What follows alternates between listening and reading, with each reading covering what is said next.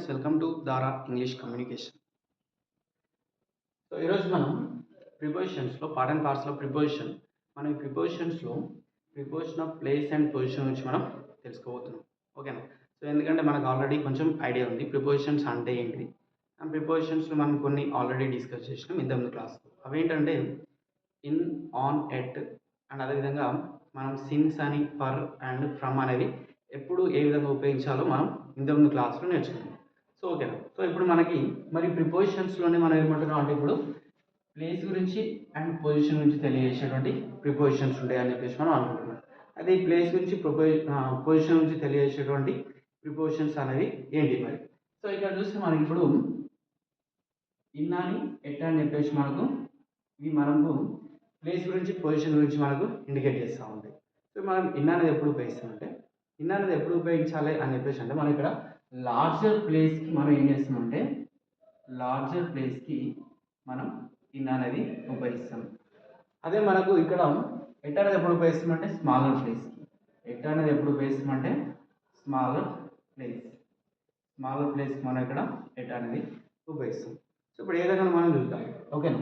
So in అనేది మనం ఇక్కడ లార్జర్ ప్లేస్ కానీ లేదంటే బిగ్గర్ ప్లేస్ కానీ ఓకేనా? లార్జర్ అయినా మనకి బిగ్గర్ అయినా సేమ్ కాబట్టి ఇన్ అనేది మనం బిగ్గర్ ప్లేస్కి లేదా లార్జర్ ప్లేస్కి ఉపయోగిస్తాం. సో అదేవిధంగా మనకి ఇక్కడ ఎట్ అనేది ఎప్పుడు ఉపయోగిస్తాం అంటే స్మాలర్ ప్లేస్కి ఉపయోగిస్తాం అని చెప్పేసి మనం అనుకుంటాం. సో ఇప్పుడు మనం ఏ విధంగా మరి ఈ బిగ్గర్ అండ్ స్మాలర్ ప్లేస్ని ఏ విధంగా మనం ఐడెంటిఫై చేయవచ్చు అంటే ఎగ్జాంపుల్ తీసుకుందాం. ఎగ్జాంపుల్లో ఇప్పుడు APJ Abdul Kalam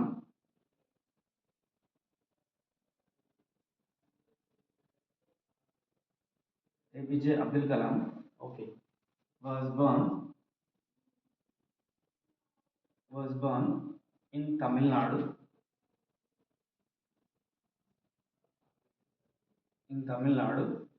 okay at Rameshwaram, right. So ఇప్పుడు చూడండి, ఇప్పుడు ఇక్కడ మనకి APJ Abdul Kalam was burn ఎక్కడ, ఏ స్టేట్లో, తమిళనాడులో ఆయన జన్మించాడు.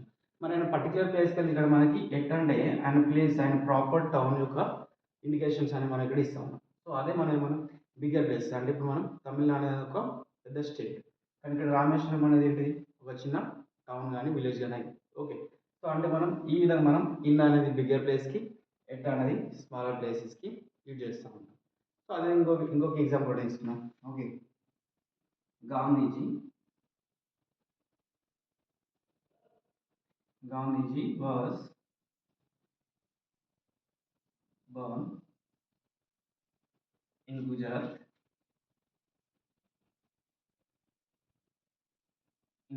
okay, at Porbandar.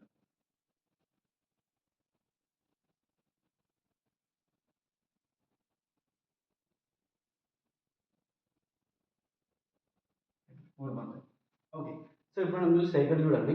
So Gandhiji was Born ఎక్కడ, ఇన్ గుజరాత్ స్టేట్లో గాంధీజీ జన్మించారు.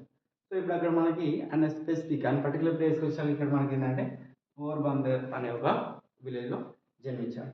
సో ఈ విధంగా మనకి లార్జర్ అంటే ఇన్ అనేది మనం బిగ్గర్ ప్లేసెస్కి యూజ్ చేస్తాం, ఎట్ అనేది స్మాలర్ ప్లేసెస్కి యూజ్ చేస్తూ ఉంటాం.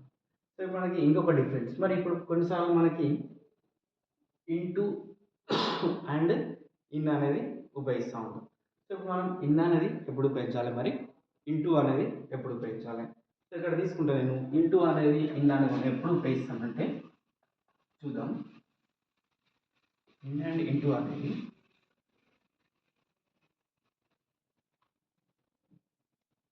So in is used for things at rest. Okay, things at rest.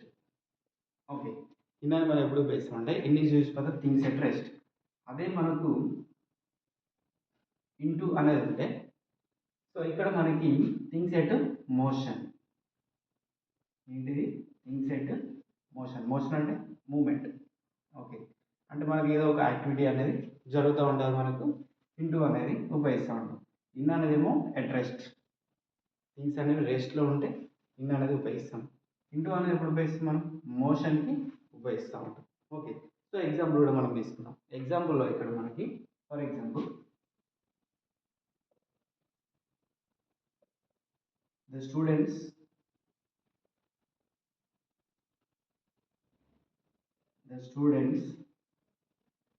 are in the classroom. Okay, so ఇప్పుడు స్టూడెంట్స్ ఎక్కడ ఉన్నారండి ఏం చెప్తున్నాం ఇప్పుడు మనం the students are in the classroom. Okay, ఇక్కడ మనకి ఆల్రెడీ వీళ్ళు క్లాస్ రూమ్లో ఉన్నారు. సో అంటే దే ఆర్ ఎట్ రెస్ట్, వాళ్ళు కూర్చొని ఉన్నారు ఆల్రెడీ.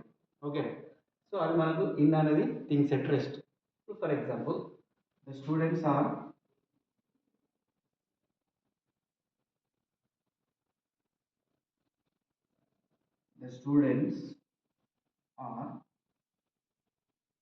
coming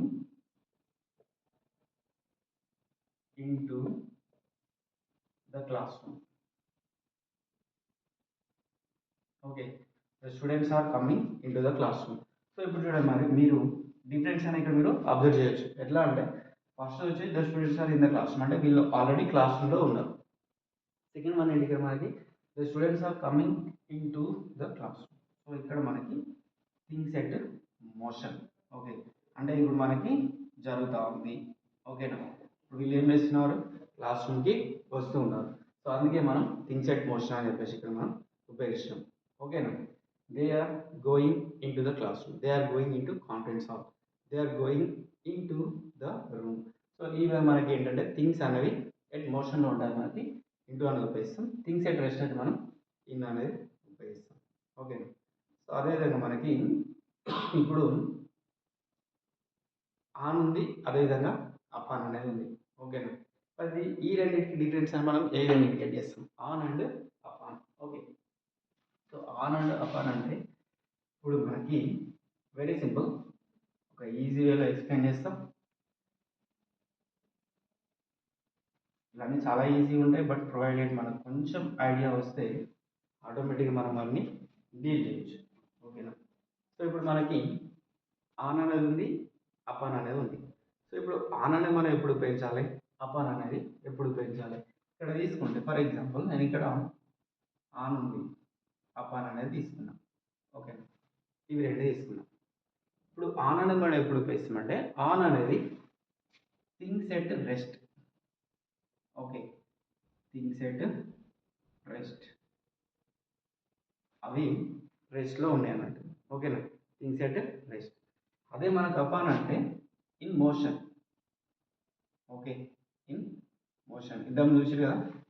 ఇన్ అంటే థింగ్స్ ఎట్ రెస్ట్ అని, ఇంటూ అంటే థింగ్స్ ఎట్ మోషన్ అని. సేమ్ ప్రాసెస్ ఇక్కడ కూడా ఆన్ అనేది థింగ్స్ ఎట్ రెస్ట్, అపాన్ అనేది ఇన్ మోషన్లో ఉండాలి. ఓకేనా, ఫర్ ఎగ్జాంపుల్ మనం ఇక్కడ తీసుకుంటే the book is on the table. Okay, ఇప్పుడు బుక్ ఎక్కడ ఉంది, the book is on the table. Already this is at rest. The book is on the table అంటే ఇది ఆల్రెడీ రెస్ట్లో ఉంది. Next for example the vehicle ran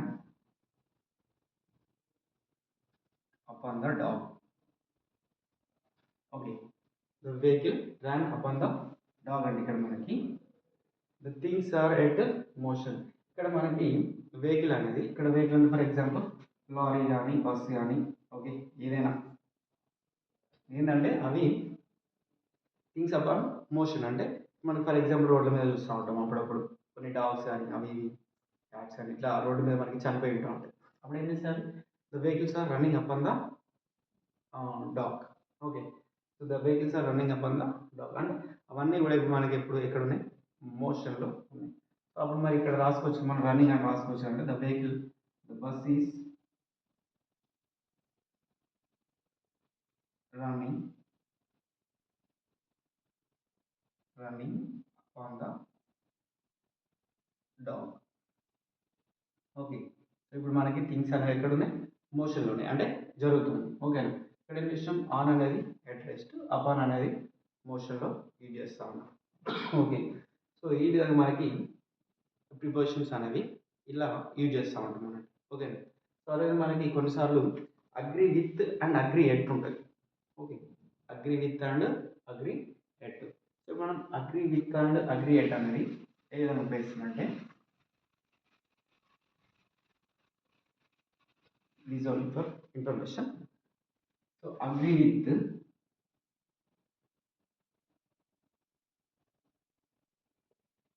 used for persons.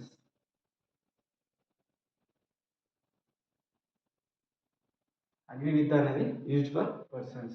Aggregate అంటే agree at అనేది మరి used with things కాదు. Agree at character కానీ conduct కానీ, character or conduct. Conduct అన్న కరెక్ట్ అన్న సేమ్ అనేది. సో ఇక్కడ మనకి అగ్రియేట్ అనేది క్యారెక్టర్ కానీ కండక్ట్ కానీ యూజ్ చేస్తాం. అగ్రీ విత్ అనేది పర్సన్స్ యూజ్ చేస్తాం. For example, I agree with his proposals. I agree with him. Okay, I agree at his character. I agree at his conduct. మనకు అప్పుడప్పుడు బోనఫైడ్ స్టడీ సర్టిఫికేట్స్లో వస్తూ ఉంది, his or her conduct is good అని చెప్పేసి. Okay, so that is a character. Okay, I agree at his conduct. Okay, I agree at her conduct. So ఈ విధంగా మనకి అగ్రీ విత్ అనేది used with persons. Okay, use for persons అంటుంది ఇక్కడ, used with persons. Agree with is used for persons. Then agree at అనేది used for characters and conduct. Okay, so ఈ విధంగా మనకి ప్రిపోజిషన్స్ అనేవి వీటిని ఎక్కడ ఏ విధంగా ఉపయోగిస్తామంటే ఇగో ఈ విధంగా ఉపయోగిస్తూ ఉంటాం. ఓకేనా, కొన్ని స్పెసిఫికేషన్స్ అనేవి అట్లీస్ట్ మీకు అర్థమైనాయి అని చెప్పేసి నేను అనుకుంటా ఉన్నాను. ఓకేనా, ఇంకా కొన్ని ప్రిపోజిషన్స్ గురించి మనం కమింగ్ క్లాసెస్లో డిస్కస్ చేద్దాం. ఓకే.